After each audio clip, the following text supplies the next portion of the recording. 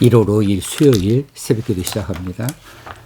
오늘 함께 묵상하신 하나님의 말씀은 요한일서 5장 13절에서 15절까지 말씀입니다.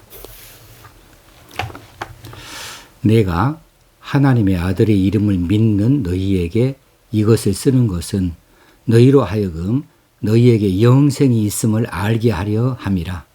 그를 향하여 우리가 가진 바 담대함이 이것이니 그의 뜻대로 무엇을 구하면 들으심이라.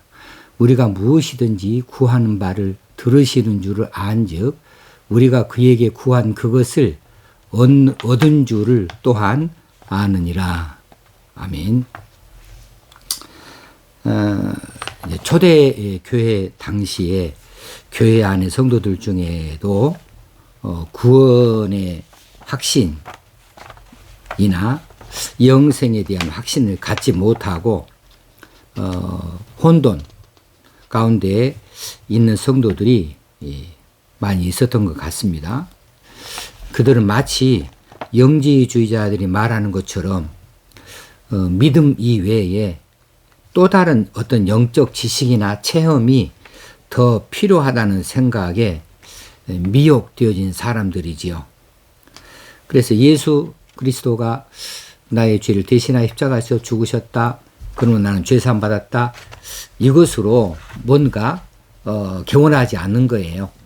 뭐 내가 특별히 한 것도 없고 특별히 나에게 뭐 나타난 것도 없는데 이거 믿은 것으로 인해서 내가 영생을 얻는가? 하나님 나라에 편입이 되어지는가? 이런 것에 대하여서 의심이 들기도 하고 뭔가 부족하다.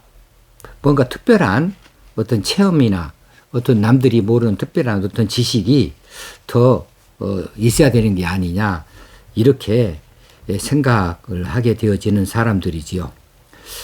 요한 사도는 이런 확신이 부족한 자들에게 예수 그리스도가 하나님의 아들이라고 하는 사실, 그 사실을 믿었으면 그 믿음을 가진 것으로 인해서 이미 영생을 가졌다는 것에 대해서 확실히 말해 주고 있습니다. 내가 하나님의 아들의 이름을 믿는 너희에게, 하나님의 아들의 이름은 예수 그리스도의 이제 이것을 믿는 것이 아니라 예수 그리스도가 하나님의 아들이다 라고 하는 사실이에요. 하나님의 아들의 이름을 믿는 너희에게 이것을 쓰는 것은, 이 편지를 쓰는 것은 이렇게 크게 생각해도 되고, 아니면 지금 이 15장의 이하에 나타나고 있는 이 사실, 그 부분적인 그것만 말하기도 하는데 전반적으로 전체를 다 말한다 이렇게 받아들일 수가 있겠지요. 이것을, 이 편지를 쓰는 것은 너희로 하여금 너희에게 영생이 있음을 알게 하려 함이라. 너희들이 이미 예수 그리스도의 십자가 구속의 사건을 알고 믿었고 그 믿음으로 인해서 이제 거듭난 사람이다, 또 교회 생활을 한다 이렇게 되어진 사람들인데 이미 예수 믿음으로 인해서, 예수 믿음은 예수 그리스도가 하나님의 아들이시고 그분이 나의 죄를 대신해서 십자가에서 치르셨다라고 하는 사실, 이 사실을 너희들이 이미 믿었으면 그것 가지고, 그 믿음 가지고 영생을 가졌음을 너희로 알게 하기 위해서 편지를 쓴다라고 하는 거예요. 아들이 12절에서 이미 그렇게 말했죠. 아들이 있는 자에게는 생명이 있고, 아들은 예수 그리스도 말합니다. 예수 그리스도를 마음속에 구주로 모시고 있는 자에게는 생명이 있다. 이 생명은 어떤 생명이냐면 예수 그리스도의 생명이요. 11절에서 말해주는 그 생명이죠. 하나님이 우리에게 영생을 주신 것과 이 생명이 그의 아들 안에 있는 그것이니라. 그 아들 안에 있는 생명이 이제 그 아들을 믿음으로, 고백함으로 그 생명까지도 같이 가지게 되어졌다는 사실을 말하고, 하나님의 아들이 없는 자에게는 그 아들이 없으니까 아들이 가지고 있는 생명도 얻을 수가 없는 거죠. 그것을 말해 놓고 내가 하나님의 아들의 이름을 믿는 너희에게 이것을 쓰는 것은 가장 중요한 핵심은 뭐냐? 너희로 하여금 너희에게 영생이 있음을 알게 하려 함이라는 것이지요. 오늘날에도 교회에 출석을 하고 또 믿음을 가졌다 하고 교회 여러 가지 행사나 또 봉사에 참여하면서도 막상 구원 받았습니까? 그러면 우물쭈물 하신 분들도 더러 있고 이제 영생을 얻었습니까? 그러면 가봐야 알지요. 이렇게 애매하게 대답을 하는 확신이 없는 이런 성도들도 가끔씩 보게 되어져요.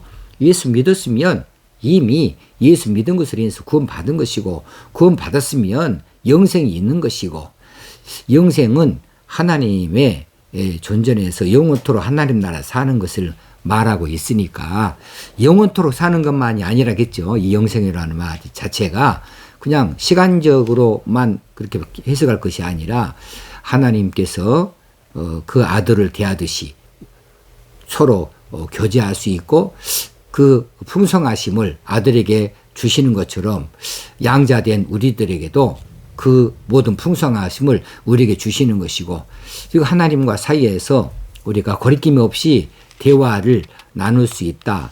이것이 담대함으로라고 하는 이야기로 설명해 드린 바가 있습니다. 이 모든 것들을 영생이라고 하는 범위 안에 포함되는 거예요. 그 생명이 너희에게 있음을 알게 함이라 라고 가르쳐 주고 있으니 오늘 이 시대에도 예수 믿고 구원 얻었다, 세례 받았다, 구원 받았다, 또 교회 생활한다 하시는 분들은 그 믿음으로 말미암아 이미 영생이 시작됐다. 이 땅에서 영생이 시작됐다고 하는 사실을 믿으시면 좋겠어요. 14절에 그를 향하여 우리가 가진 바 담대함이 이것이니 그의 뜻대로 무엇을 구하면 들으심이라. 우리 이 구절을 참 좋아하지요.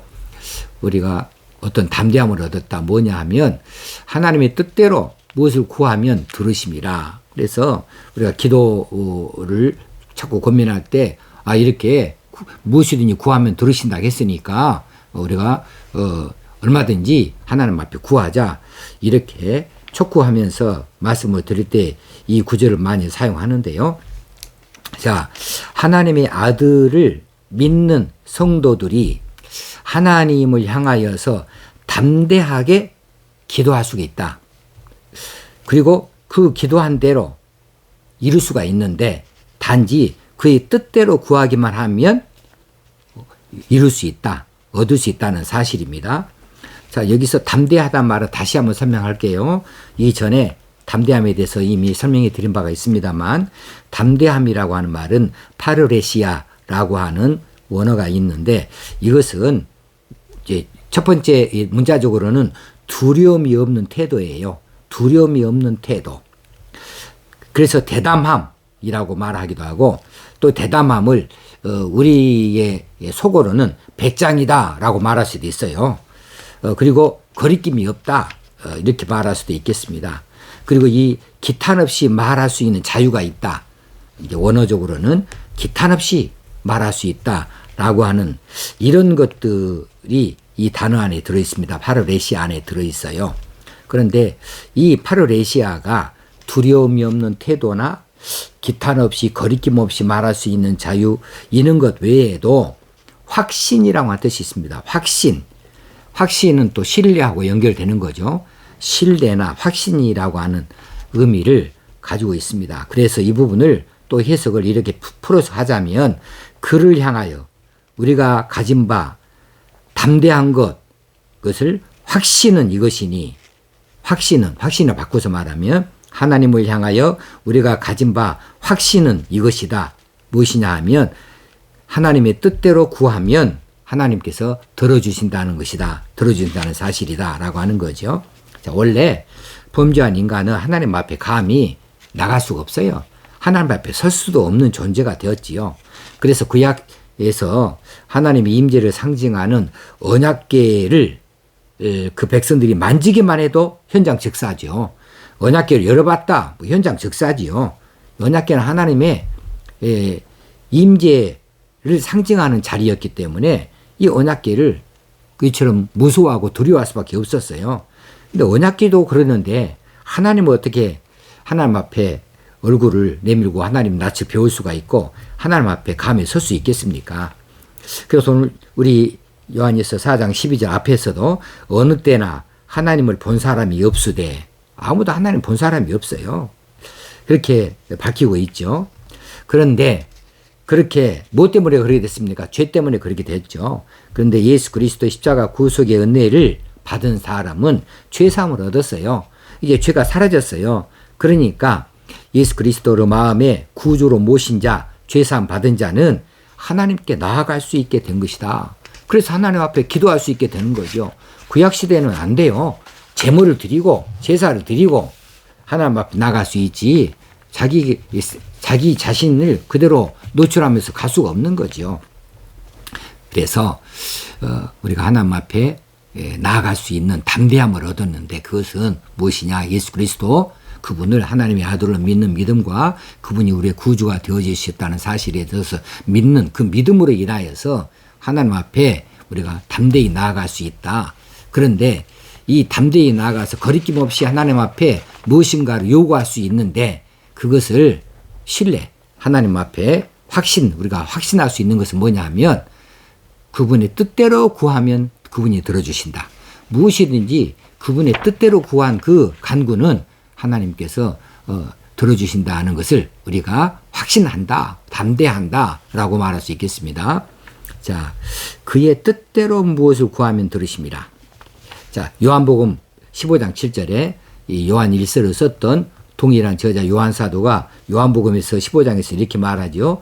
너희가 내 안에 거하고 내 말이 너희 안에 거하면 무엇이든지 원하는 대로 구하라. 그리하면 이루리라. 자, 너희가 내 안에 거하고 내 말이 너희 안에 거하면, 예수 그리스도가 우리 안에 거한다. 그렇게 되어지면 무엇이든지 원하는 대로 구하라. 그리하면 이루리라. 이렇게 말씀하신 바가 있지요. 그의 뜻대로 구하면 무엇이든지 들으신다. 예수 그리스도 안에 있기만 하면 그분 앞에 우리가 담대히 나아갈 수 있고, 우리가 무엇이든지 청원하는 대로 다 응답받게 되어진다는 사실입니다. 자, 그래서 우리가 하나님의 말씀대로 살면서 하나님의 뜻에 맞게 하는 기도들은 하나님께서 다 응답하신다는 사실을 믿고 구할 수 있어야 되겠습니다. 15절에 우리가 무엇이든지 구하는 바를 들으시는 줄을 안즉 우리가 그에게 구한 그것을 얻은 줄을 또한 아느니라. 14절을 보충 설명하고 있습니다. 우리가 무엇이든지 구하는 바를 들으시는 줄을 안즉, 그분이 우리가 그렇게 믿으니까 우리가 그에게 구한 그것을 얻은 줄을 또한 아느니라. 자, 들으시는 줄과 얻은 줄, 이 두 가지를 지금 우리가 기억할 수 있어야겠습니다. 무엇을 구하는 바를 들으신 줄을 믿어야 된다. 또 들으시는 그것을 우리에게 주시는 분이시니까 얻은 줄을 믿어야 된다. 들으시는 것을 믿어야 되고 또 얻은 줄을 믿을 수 있어야 된다라는 사실입니다. 하나님께 기도할 때에 두 가지 사실을 믿고 기도하시게요. 내가 기도하면 그분은 내 기도를 들으신다는 사실입니다. 또 내가 하나님의 뜻에 맞게 살았고 또 하나님 뜻에 맞는 기도를 했다고 한다면 이미 얻은 줄을 믿어야 된다. 내 기도를 들으시는 그분께서 내게 주셔서 내가 얻은 줄을 믿어야 된다. 이 두 가지를 믿고 기도할 수 있어야 되겠습니다. 자, 여기서 들으시는 그 하나님이시고 또 하나는 얻게 하시는 하나님이십니다. 얻으니란 말은 에코라고 하는 단어를 썼는데 이것은 가지다는 뜻이에요. 가지다. 우리가 갖는 거야. 가졌다. 그 말은 구했는데 가졌다. 그럼 얻은 것이죠. 하나님께서 받은 것이니까. 자, 우리가 드리는 기도는 반드시 하나님이 들으신다는 사실을 꼭 기억하십시다. 그러므로 기도를 조심해야 돼요. 조심스럽게 기도하십시다. 하나님이 들으시는 줄 알고 기도해야 됩니다. 신중하게 기도해야 되고 또 바른 자세로 기도해야 되고 정중하게 기도하고 믿음으로 기도하고 확신으로 기도할 수 있어야겠습니다. 하나님이 들으시니까. 두 번째는 하나님께서 우리에게 갖게 하신다. 얻게 하신다. 응답하신다. 이 사실을 꼭 믿고 기도하는 것이 중요합니다. 이것이 확신입니다. 자, 그런데 중요한 전제 조건이 뭐라고요? 하나님 뜻대로예요. 하나님 뜻대로라고 하는 이 사실을 우리가 기억할 수 있어야겠습니다. 그래서 기도하기 전에 내가 기도하는 이 제목이 하나님 뜻대로인가, 하나님 뜻에 합당한가를 돌아볼 수 있어야 되겠습니다. 자, 하나님이 듣지 아니하시는 기도는 하나님 뜻대로 구하지 아니하는 것이다. 또 하나님 뜻대로 살려고 하지도 아니하면서 그저 무엇인가를 구하고 요구하기만 한다고 해서 들어주시는 또 하나님도 아니시다 하는 사실입니다. 자, 자신의 욕심을 채우는 수단으로 우리가 기도하는 것은 하나님께서 그렇게 이용당하는 하나님이 아니시죠. 우리 욕심을 채우는 것이 아니고 하나님 영광을 드러내는 기도의 제목이 되어져야 되는 거죠. 야고보 4장 3절에서 구하여도 받지 못함은 정욕으로 쓰려고 잘못 구함이니라 했습니다. 우리가 구하여도 받지 못한다고 하는 것은 우리가 한번 생각해 볼 필요가 있어요. 왜 안 될까? 이것이 내 정욕의 근거에서 내 욕심을 채우려고 구하는 것이어서 하나님이 주시지 아니하는 것이구나 라고 깨달을 수도 있어야 된다는 사실입니다. 또 한 가지는 하나님의 뜻대로 살지 않아요. 그냥 하나님이 주신 이 말씀 계명에 대해서는 별로 관심이 없어요. 단지 그냥 예수 이름으로 구하면 얻는다 하니까 그냥 뭐 구하기만 해요. 그 뜻대로 살려고 하지도 않아요. 하나님 영광을 생각하지도 않아요. 하나님 나라를 바라보지도 않아요. 그런 기도는 다 주문과 같은 기도여서 하나님께서 응답하실 수가 없는 거죠. 시편 66편 18절에서 그 말씀을 주십니다. 내가 내 마음에 죄악을 품으면 주께서 듣지 아니하시리라. 내가 내 마음에 죄악을 품으면 주께서 듣지 아니하시리라. 그래서 우리가 무엇을 구하기 전에 회개부터 하고 우리가 구하는 기도의 순서가 있지요. 그래서 회개하는 철저히 회개하고 그리고 이 기도가 하나님 영광을 나타내는 기도 또 하나님 뜻대로 뜻에 합당한 그런 기도의 제목이 되어진다고 한다면 무엇이든지 그분은 들으시니 우리가 얻은 줄 알고 기도할 수 있겠다 싶습니다. 그래서 우리 기도의 체험들이 많이 있으면 좋겠습니다. 이 말씀을 듣는 여러분들이 오늘 또 무엇이든지 구하는 것을 이제 우리 삶의 자리에서 얼마든지 이루어질 수 있으니 내가 이렇게 기도했더니 이 기도가 이루어졌네. 내 기도대로 되었네. 이런 일들을 자꾸 경험할수록 우리의 기도에 자신이 붙지 않게 됐는가. 그래서 하나님께 감사를 드리고 영광을 돌려드릴 수 있지 않겠는가 하는 생각이 들어져서 자꾸만 내 기도의 제목들이 어떻게 이루어지는가에 대해서도 우리가 관심을 가지고 들여다볼 필요가 있겠다 싶습니다. 오늘 하루도 하나님께서 우리에게 주신 이 귀한 날에 기도의 응답을 바라보면서 기도하는 그런 날 삼으시면 좋겠습니다. 기도하겠습니다. 하나님 아버지, 오늘 또 말씀하여 주신 이 말씀으로 우리 마음이 풍성합니다. 감사합니다.